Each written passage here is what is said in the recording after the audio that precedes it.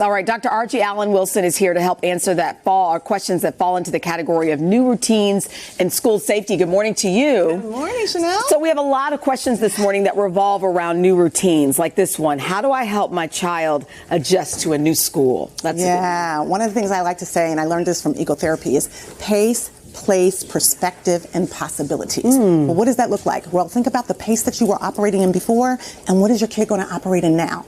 Are they doing too much? Do they need to slack up a little bit? Do they need to do a little bit more? And what is the place, emotionally and physically? Think about, were they sad and overwhelmed? How do you lean into joy and happiness and contentment and the physical space that you're going to be in? But then also perspective, because everything is perspective, what we think. And what we think is what we feel and what we do. So perspective and possibility helps us to reset our mindsets. Once we do that, then we can move into having a great school year. But I like to throw in a fifth P. Okay. Patience. Pack your patience, because it's going to take a while. For the child and for the parent. Yeah. All right, so the next one, how do I discuss school safety with my child? That's a sad reality. It's a sad reality, Yeah. but safety and open communication, right? And so you want to start with concise, specific, and direct guidelines in terms of action steps. What do they do? Dr. Rogers used to say, go look for the helpers. Identify 3 people that they can go to if something happens. But also, kids have technology now. Have your phone number and their emergency contact on speed dial so they can get to you when they need to. And then at the end of the day, you got to breathe.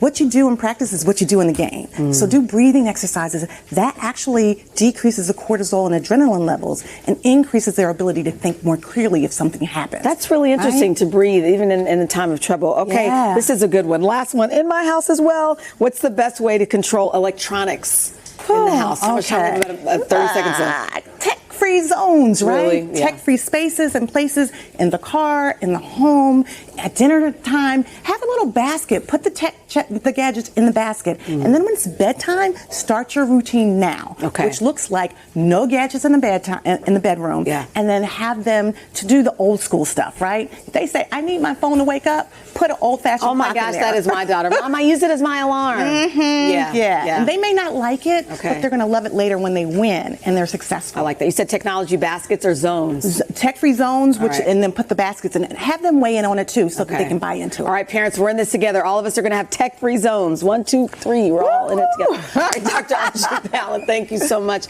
By the way, we have even more answers from our experts on these topics on our website, and we need more of your questions for our next Asked and Answered, all about sleep. That's a good one. So head to today.com/question to submit yours.